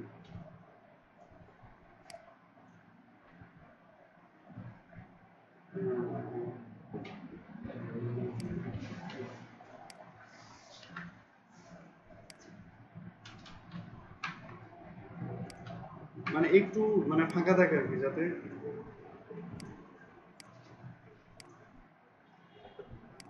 আচ্ছা, এটা কি হয়ে গেল, যখন আমরা লোয়ার কেস দিচ্ছি তখন কি হয়ে যাচ্ছে, এইখানে কিন্তু বড় হাতেরও আছে তাই না, কিন্তু সবগুলাকে কিসে কনভার্ট করে ফেলতেছে, লোয়ার কেসে কনভার্ট করে ফেলতেছে। আচ্ছা, এরপরে আমরা যদি এখানে ইউজ করি যে ক্যাপিটালাইজ, ঠিক আছে, ক্যাপিটালাইজ, তাহলে দেখা যাচ্ছে যে এখানে আমাদের কি হবে, এই যে প্রথম যেগুলা থাকতেছে এইগুলা কি হচ্ছে, বড় হাতের হয়ে যাচ্ছে, এটা ভিতরে দেওয়া তো এই কারণে এটা এইভাবে চলে আসতেছে। আচ্ছা, আমরা যদি এখানে আরো এটা নিয়ে দেখতে চাই যে টেক্সট ট্রান্সফর্ম কি আছে, তাহলে দেখা যাচ্ছে যদি এখানে আমরা সার্চ দিই যে টেক্সট ট্রান্সফর্ম সিএসএস, তাহলে এইটার আমরা যত প্রপার্টি আছে, এই যে capitalize, upper case, lower case, initial, inherit, ইনিশিয়ালটা হচ্ছে নরমালি বাই ডিফল্ট যেটা থাকে সেইটা, আর ইনহেরিট মানে সেটার কোনো মানে মানে সেটার কোনো আপার কেস থাকবে না, প্যারেন্ট যেটা থাকবে সেটার উপরে বেস করে সে থাকবে। বোঝা গেছে? এই আর কি। তো টেক্সট ট্রান্সফর্ম দিয়ে কি হয় এটা তো বুঝতে পারছি নাকি?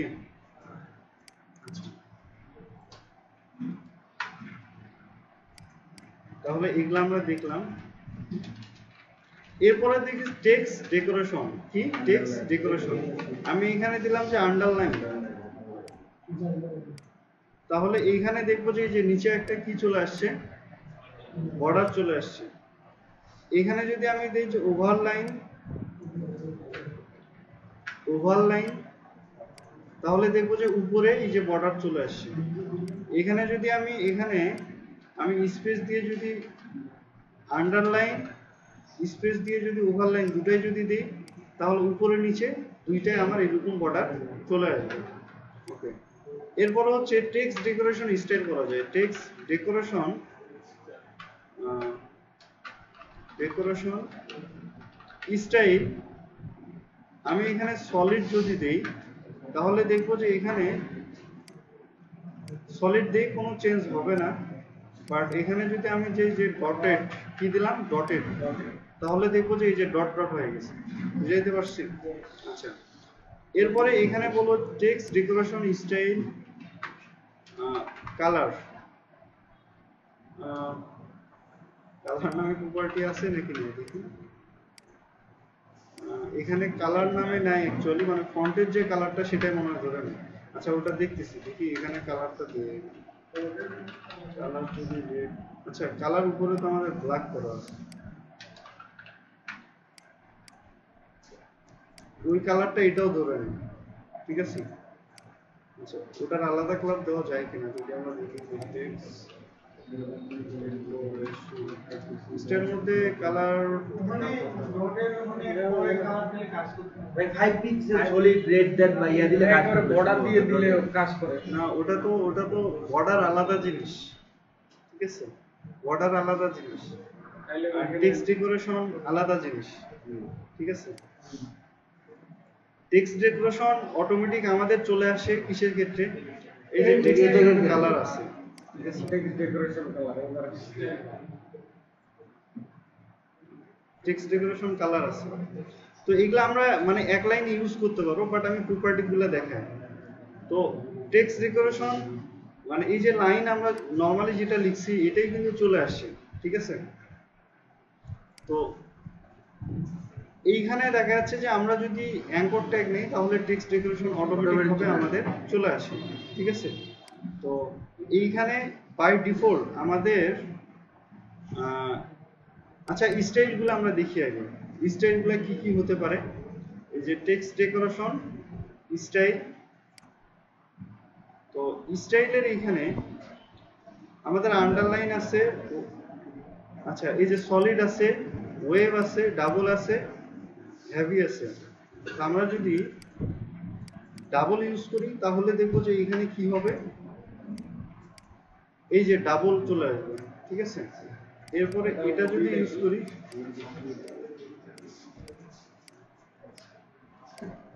এই যে বুঝাইতে পারছি।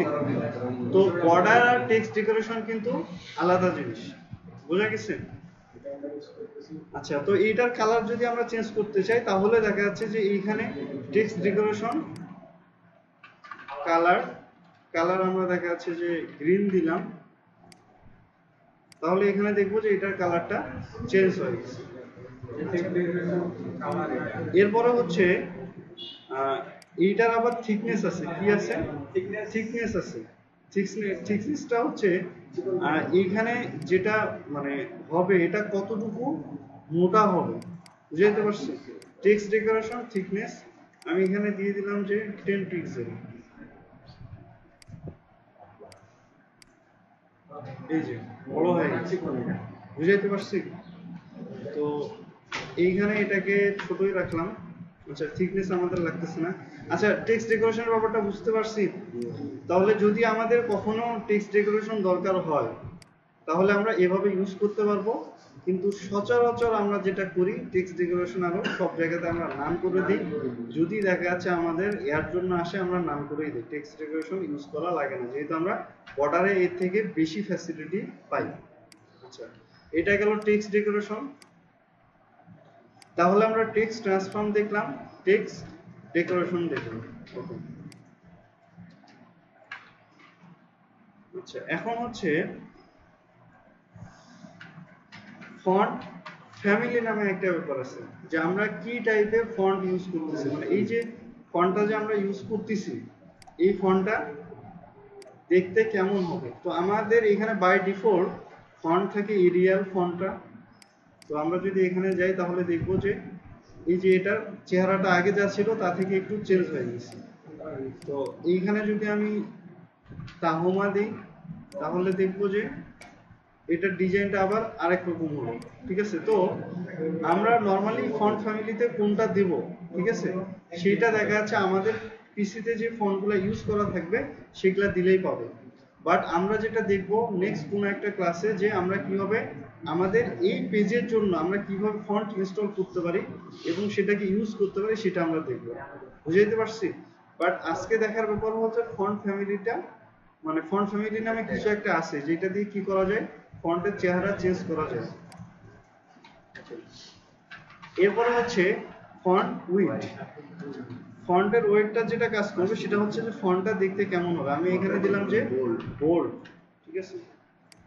তাহলে দেখবো যে আচ্ছা এটা তো নরমালি বোল্ড থাকে যেহেতু এটা একটা হেডিং, ঠিক আছে? তো আমি এটাকে দেখা যাচ্ছে যে নরমাল করলাম। কি করলাম? নরমাল করলাম। তাহলে দেখবো যে এই যে এটা চিকন হয়ে গেছে, বুঝাইতে পারছি? তো ফন্টের ওয়েট এখানে কি কি থাকবে এটাও বেস করে অ্যাকচুয়ালি ফন্ট ফ্যামিলির উপরে। তো আমরা যখন ফন্ট ফ্যামিলি ইউজ করব তখন দেখা যাচ্ছে ফন্টের ওয়েটটাও ভালোভাবে দেখব। আচ্ছা, এরপরে হচ্ছে ফন্ট স্টাইল। এইখানে আমরা দিলাম যে ইটালিক। তাহলে দেখবো যে আমাদের ফন্টটা কি হয়ে গেছে, একটু বাঁকা হয়ে গেছে। আর ফন্ট ইটালিক বাই ডিফল্ট যেটা থাকে সেটা হচ্ছে যে নরমাল থাকে, যে নরমাল দিলে যেটা হয় সেটা হচ্ছে যে বাই ডিফল্ট যেটা থাকে সেটাই। আর ইটালিক যদি আমরা দেই তাহলে কি হবে, এটা একটু বাঁকা হয়ে যাবে। এই যে, বুঝাইতে পারছি? আচ্ছা, এখন ঘটনা হচ্ছে যে আমরা এই যে ইটালিক করার জন্য আমরা কি করছিলাম এর আগে? হ্যাঁ, তো এই জিনিসটা দেখা যাচ্ছে যে আমাদের এই যে সিএসএস দিয়ে কিন্তু আমরা এটা করতে পারি। আচ্ছা, টেক্সট ডেকোরেশনে আরেকটা জিনিস থাকার কথা, এই যে লাইন থ্রো, এই জিনিসটা আমরা দেখি। সেটা হচ্ছে যে এই যে টেক্সট ডেকোরেশন আমরা আন্ডারলাইন ওভারলাইন দেখলাম, বাট আমরা দেখা যাচ্ছে এইখানে লাইন থ্রো ইউজ করতে পারি, যেটার জন্য আমরা এক্সট্রা একটা ট্যাগ ইউজ করছিলাম, মনে আছে? যে একটা টেক্সট মাঝখান থেকে কেটে যাবে, ঠিক আছে? তো এইটা কিন্তু আমরা জাস্ট সিএসএস ইউজ করে ইউজ করতে পারি, যেটা হচ্ছে টেক্সট ডেকোরেশনের ভ্যালুটা হবে লাইন থ্রো। তাহলে যেটা হবে এই টেক্সটটা মাঝখান দিয়ে কেটে যাবে, এটার জন্য আর ডেল ট্যাগ ইউজ করার দরকার নেই, ঠিক আছে? তো ব্যাপারটা হচ্ছে সিএসএস অনেক পাওয়ারফুল, যেটা দেখা যাচ্ছে যে আমাদের এইচটিএমএল এর অনেক কিছু ইউজ করতে হবে না, যেটা আমরা মানে সিএসএস দিয়ে করে ফেলতে পারবো। আচ্ছা, তো আজকে আমরা যেটা দেখলাম সেটা হচ্ছে যে কালার কোডের ইউজ কেস দেখলাম, যে কি কি টাইপের কালার কোড ইউজ করা যায় এবং সেগুলা দিয়ে কিভাবে কাজ করে। আমরা ফন্টের ব্যাপারগুলো দেখলাম, ফন্টের সাইজ থেকে শুরু করে ফন্টের জন্য মোটামুটি যে জিনিসপত্রগুলো লাগে সেগুলো আমরা দেখলাম, ঠিক আছে? এবং ফন্ট ফ্যামিলির জন্য যে জিনিসপত্রগুলো লাগে সেগুলো আমরা দেখলাম। এরপরে দেখা যাচ্ছে আমরা টেক্সট ট্রান্সফর্মটা শুধু দেখছি, কারণ এটা আমাদের ফন্টের জন্য ইউজ করা হয়। এখন আমরা দেখা যাচ্ছে যে নেক্সট ক্লাস থেকে যেটা করব, সিরিয়ালি আমরা দেখা যাচ্ছে যে HTML গুলাকে দেখব। HTML আরো অনেকগুলা ট্যাগ আছে, এগুলা মোটামুটি বেসিক ট্যাগগুলো শেষ করব। এরপরে আমরা দেখা যাচ্ছে প্রপারলি CSS এর জিনিসপত্রগুলো আমরা সিরিয়ালি দেখা শুরু করব। তো দেখা যাচ্ছে যে নতুন যারা আছে, আজকে যদি আমরা আরো বেশি CSS দেখি তাহলে তাদের জন্য সমস্যা হয়ে যেতে পারে। তো আজকে যেটা করব সেটা হচ্ছে যে মেইন কথা হচ্ছে CSS ফাইল একটা লিঙ্কিং করে কিভাবে সেই জিনিসটা দেখব, এবং ইনলাইন CSS এবং ইন্টারনাল CSS এই জিনিসটা কিভাবে কাজ করে সেটা দেখব, এবং টেক্সট রিলেটেড যতগুলা CSS আমি দেখাইলাম এগুলা ইউজ করে অ্যাসাইনমেন্ট তৈরি করব। যেমন হচ্ছে এর আগে আমরা HTML ট্যাগগুলো দেখছি, তো HTML ট্যাগগুলোতে আমরা দেখা যাচ্ছে HTML ট্যাগগুলোতে তারপর বডিতে দেখা যাচ্ছে আমরা CSS গুলো ইউজ করে বিভিন্ন টেক্সটের ডিজাইন করব, ঠিক আছে। আরেকটা ব্যাপার দেখা হইলো আমাদের, সেটা হচ্ছে যে এই যে ক্লাস এবং আইডির যে কনসেপ্টটা এইটা আমরা প্র্যাকটিস করবো আর কি ভালো করে। বুঝাইতে পারছি? ক্লাস আইডিটা, আচ্ছা ক্লাস আইডিটা আমাদের কেন লাগবে? প্রথম কথা হচ্ছে ক্লাস এবং আইডিটা আমাদের কেন লাগবে, তাই না? তো একই নামের আমাদের অনেকগুলো HTML ট্যাগ আমাদের একটা স্ট্রাকচার তৈরি করতে লাগবে। একই নামের আমাদের বিভিন্ন ট্যাগগুলো লাগবে। এখন আমি যদি H1 এর ডিজাইন করি তাহলে দেখবো এখানে সবগুলা সেম ডিজাইন হয়েছে না, কিন্তু আমার দেখা যাচ্ছে প্রথমটার জন্য শুধু ডিজাইন দরকার, পরের যে দুইটা আছে এটার জন্য আমার ডিজাইন দরকার না, ঠিক আছে। তো আমি তাহলে কি করব, এই প্রথমটাকে আইডেন্টিফাই করার জন্য আমি এটাতে আইডি দিব, এবং আইডির নেমের ভেরিয়েবল নেমের যে কনসেপ্টটা সেটা থাকবে, মানে ভেরিয়েবলের নাম দেওয়ার সময় যে মানে রুলস গুলা থাকে সেগুলো আমাদেরকে ফলো করতে হবে। তা আমি এই যে এটার নাম দিলাম টাইটেল, এখানে একটা নামে দিতে হবে, এবং এখানে যদি আমরা ডাবল নাম দিতে চাই তাহলে আমরা দেখাচ্ছি যে টাইটেল নেম এভাবে দিতে পারি, অথবা টাইটেল নেম এভাবে দিতে পারি, কিন্তু আমরা স্পেস ইউজ করতে পারবো না, এভাবে স্পেস ইউজ করতে পারবো না। তো আমি এখানে টাইটেল কি দিলাম, আইডির নাম দিলাম টাইটেল। তাহলে আমি CSS এ গিয়ে কি করব, যদি আমি এইখানে এই যে এটাতে শুধু অ্যাপ্লাই করতে চাই H1 বাদে, তাহলে এখানে আমি টাইটেলের জন্য হ্যাশ দিব, টাইটেলের নামটা দিব যে আমি কি নামে আইডিটা নিছি সেটা দিলে কি হবে, শুধুমাত্র আমার প্রথমটাতে পাচ্ছে, পরের দুইটাতে আমার পাচ্ছে না, কারণ আমার দরকার হচ্ছে শুধুমাত্র প্রথমেরটাতে, পরের গুলাতে আমার দরকার নেই। এটা কনসেপ্ট বোঝা গেছে? মানে একই জিনিসপত্র থাকতে পারে, সেগুলোকে আমরা আলাদাভাবে আইডেন্টিফাই করার জন্য আমরা আইডি ইউজ করব। সেম ভাবে আইডির মতো আরেকটা জিনিস আছে যেটা দিয়ে আমরা আইডেন্টিফাই করব, সেটার নাম হচ্ছে ক্লাস। এখানে আমি দিলাম যে টাইটেল 2। ক্লাসের আবার সুবিধা হচ্ছে এখানে আমরা একাধিক নামে আমরা ইউজ করতে পারবো। বুঝাইতে পারছি? একাধিক ক্লাস আমরা ইউজ করতে পারবো, এবং সবগুলোর জন্য আমরা আলাদা আলাদাভাবে কাজ করতে পারবো। তো কারো যদি একটা লাগে তাহলে একটাই ইউজ করব। আমি এখানে টাইটেল 2 দিলাম। এখন ঘটনা হচ্ছে আমার দুইটাতে সেম ডিজাইন দরকার, তাহলে আমি এখানে কমা দিয়ে এই যে ডট, আমি যদি টাইটেল 2 দিই তাহলে কি হবে, সেম CSS আমার দুটার জন্য পাবে, এই যে এটাতেও পাচ্ছে এইটাতেও পাচ্ছে। বুঝাইতে পারছি? এটাই হচ্ছে আমাদের আইডি এবং ক্লাসের কনসেপ্ট। আচ্ছা, এখন আমরা এই জিনিসটাকে আরো নেস্টেড করতে পারি কিভাবে? এই যে আমার এখানে প্যারাগ্রাফটা আছে না, আমি এই প্যারাগ্রাফটাকে এখানে নিয়ে আসলাম, নিয়ে আসার পরে দেখা যাচ্ছে যে এরকম আসছে, ভালো কথা। এই যে এইখানেও যদি আমি ক্লাস দিয়ে দিই সেম ক্লাসটা, তাহলে তো আমার ডিজাইন সেম পাবে, তাই না? মানে টাইটেল 2 আমি যেটা দিলাম, তাহলে তো ওইটার এটা সেম ডিজাইন পাবে। এই যে পাইছে, লাইন হাইটটা পাচ্ছে না, কারণ হচ্ছে লাইন হাইটটা কমানো আছে। আচ্ছা, ঘটনা হচ্ছে আমি বলতেছি টাইটেল 2 ক্লাস থাকলেই শুধু হবে না, H1 এর মধ্যে যদি টাইটেল 2 থাকে তাহলেই কাজ করবে, না হলে কাজ করবে না। তো আমরা স্পেসিফিক ভাবে এখানে নেস্টেড করে দিতে পারবো যে H1 এর সাথে যার আইডি হচ্ছে টাইটেল, এবং H1 এর সাথে যার ক্লাস হচ্ছে টাইটেল 2, তারাই শুধুমাত্র কি হবে, এইটা পাবে, বাকিগুলা পাবে না। এখন যদি রিলোড দেই তাহলে দেখবো যে এর টাইটেল 2 ক্লাস থাকা সত্ত্বেও কি হইলো, এটা আর কোনো স্টেট পাইলো না। বুঝাইতে পারছি? আচ্ছা, এখন এইখানে আরেকটা জিনিস কনসেপ্ট আছে, সেটা হচ্ছে যে এটা হচ্ছে একই সাথে যদি আমরা সেম জিনিসটা থাকে তাহলে আমরা পাশাপাশি লিখব। পাশাপাশি লিখব বলতে মানে h1 এবং h1 এর ভিতরেই কিন্তু কি দেওয়া, মানে এই যে এই ক্লাসটা দেওয়া, আবার h1 এবং ওইটার সাথে কি দেওয়া, এখানে এই টাইটেলটা দেওয়া। কিন্তু দেখা যাচ্ছে যদি কখনো ভিতরে থাকে, ঠিক আছে, ভিতরে থাকে বলতে সাপোজ এইখানে এই যে সলিউশন, এটার ভিতরে আমরা একটা পি নিলাম, যদিও এটা ইলিগাল কিছু না, কারণ আমরা হেডিং এর ভিতর পি নেওয়ার কোনো যুক্তিকতা নাই, আমি জাস্ট বোঝানোর জন্য। এখন দেখো এই পিটাকে কিন্তু অ্যাকচুয়ালি নামাই দিছে এটা ঠিক আছে, কিন্তু ডিজাইন কিন্তু সেম আসছে। কিন্তু আমি চাচ্ছি যে এই পি এর যে কালারটা আছে এটাকে আমি আলাদা করব, বুঝাইতে পারছি? এখন আমি যদি নরমালি যদি পি নেই, নরমালি পি বলতে আমি যদি এখানে যদি পি নেই তাহলে তো এটা তো ওইটার জন্য হচ্ছে এটার জন্য হচ্ছে, তাই না? কিন্তু আমার দরকার হচ্ছে এইখানে আমি এটার নাম কি, এটার নাম কি আমার টাইটেল 2, ঠিক আছে?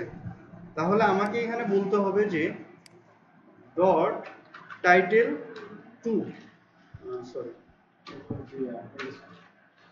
এখানে আমাকে বলতে হবে টাইটেল 2 মানে ডট টাইটেল 2, এখানে কি দিতে হবে, স্পেস দিতে হবে। স্পেস মানে হচ্ছে সেটার ভিতরে, তাহলে টাইটেল 2 সেটার ভিতরে যদি কোনো পি থাকে তাহলে সেটার আমি স্টাইল দেব। তাহলে এখানে আমার প্রথম হচ্ছে টাইটেল 2, তার ভিতরে আমার পি আছে, তাহলে ওই পি এর আমি স্টাইল দেব। বুঝাইতে পারছি? তার মানে এইখানে যদি কোনো স্পেস না থাকে তাহলে সে কাউন্ট করবে একই লাইনে, মানে একই ট্যাগের মধ্যে এই ক্লাস অথবা আইডিটা দেওয়া আছে। আর যখন আমার স্পেস থাকবে তখন এটাকে নেস্টেড বোঝায় যে টাইটেল 2 এর ভিতরের মধ্যে পি নামে আরেকটা কি আছে, ডিভ আছে, অথবা সেটার ভিতরে কোনো একটা ক্লাস আছে, অথবা সেটার ভিতরে কোনো একটা আইডি আছে। এইটার আমি দেখা যাচ্ছে কালার দিলাম কালো।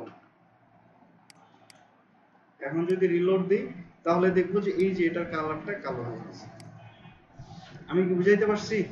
এটাকে বলা হচ্ছে নেস্টেড করা, মানে প্রথম যেটা থাকবে সেটাকে আমি বলে দিলাম যে এর ভিতরে যেটা থাকবে সেটা।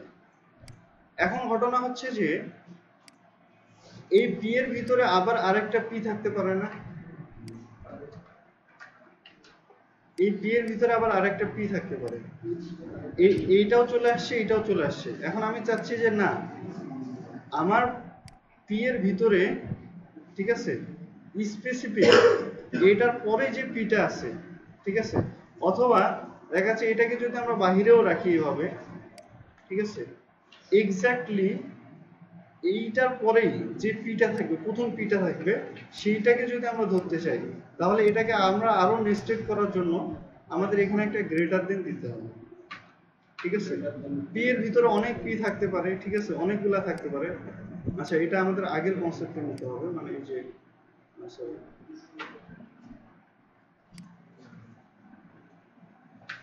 এইখানে, ঠিক আছে, দুইটাই চলে আসতেছে কারণ এই নেস্টেড এখানে হচ্ছে তো। আচ্ছা, পি এর ভিতরে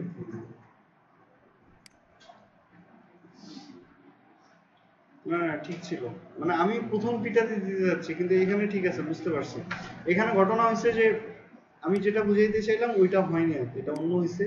সেটা হচ্ছে কারণ এই পি এর ভিতরে তো এই পিও আছে, ঠিক আছে, এই কারণে এরকম চলে আসছে। আর এটা যখন হয় দেখা যাচ্ছে যে পাশাপাশি অনেকগুলো আমাদের ট্যাগ চলে আসবে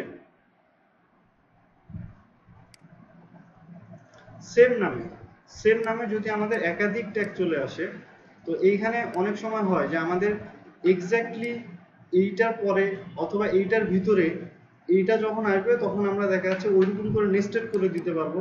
আচ্ছা, এটা স্কিপ করি আজকে, কারণ হচ্ছে আমাদের শিডো ক্লাসগুলো আছে, শিডো ক্লাস যখন আমরা দেখবো এই ব্যাপারটা আমি বোঝাবো, ঠিক আছে?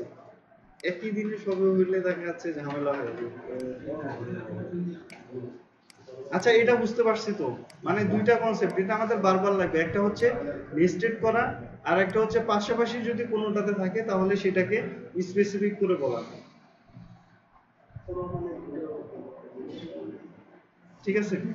এই জিনিসপত্রগুলো একটু প্র্যাকটিস করে আসবো, ঠিক আছে? আর নেক্সট ক্লাস থেকে আমাদের HTML এবং CSS এর প্রপার্টিগুলো দেখা শুরু হবে, মানে আমাদের বেসিক কনসেপ্ট মোটামুটি শেষ, ঠিক আছে? এখন আমাদের শুরু হবে বাকি জিনিসপত্রগুলো যা আছে, এগুলো আমরা রিয়েল ইউজ কেসগুলো দেখবো, যে সেগুলা কিভাবে কাজ করে এবং সেগুলা দিয়ে আমরা কি তৈরি করতে পারি, এরপর আমরা টেমপ্লেট ডিজাইনে যাব। আজকে আর কারো কোনো সমস্যা নাই তো? একটা ইউজার এর ইনপুটে যে ইউনিক ভাবে পরবর্তীতে ইউজ হবে না ওটার জন্য কখন লাগবে আইসি না কি ইউজার নেম ইনপুট ইনপুটে ইউজার নেম যেটা হবে এটা ইউনিক হবে, পরবর্তীতে বা দ্বিতীয়বার এটা ইউজ হবে না। সেটা তো আমরা এভাবে নিতে পারবো না, আমরা তো কেবল HTML CSS দেখতেছি, এখানে আমরা ডাটা ভ্যালিডেশন করতে পারবো না। এগুলো আমাদের হয় জাভাস্ক্রিপ্ট দিয়ে করতে হবে, অথবা আমরা দেখাচ্ছে সার্ভার সাইড ল্যাঙ্গুয়েজ, যখন আমরা PHP দেখবো তখন আমরা দেখাচ্ছে তুমি যে ইউনিক করবা ভালো কথা, কার প্রেক্ষিতে ইউনিক করবা? আমার কথাটা বোঝা গেছে? এইখানে আমি যদি একটা ইনপুট বানাই, এইখানে আমি যাই দিই না কেন, কার সাথে তুমি ম্যাচ করাবে যে এটা ইউনিক কিনা? এই ডাটাটা তো এক জায়গায় থাকতে হবে, তাই না? তো যখন আমরা ডাটাবেস নিয়ে কাজ করবো তখন এটা করতে পারবো যে অলরেডি ওই নাম ডাটাবেসে আছে কিনা, যদি থাকে তাহলে সেই নামটা নিবে না, নতুন অন্য কোনো একটা নাম দিতে হবে। এগুলা এখন আমরা করতে পারবো না, ঠিক আছে? এখন তো আমরা জাস্ট ডিজাইনের পার্টে আছি যে আমরা ডিজাইন কিভাবে করতে পারি, এগুলা নিয়ে কিভাবে কাজ করতে পারি।